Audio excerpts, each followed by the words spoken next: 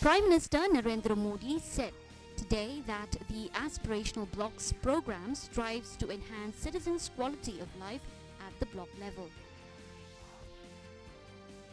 Minister for Development of North-East Region, Tourism and Culture, G. Kishan Reddy, yesterday launched India's first 5G training labs and 5G applications in health sector in all the northeastern states. Union Home and Corporation Minister Amit Shah said today that the Union government is ensuring that no section of society is left behind in the journey of development.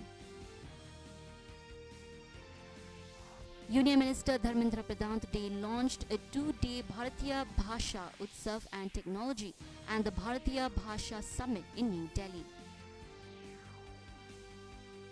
In Asian Games 2023, Roshan Bopana and Rutuja Bosale made the country proud by winning gold in the tennis mixed doubles final against En Shaoliang and Su Hua Huang of Chinese Taipei at Hangzhou in China today.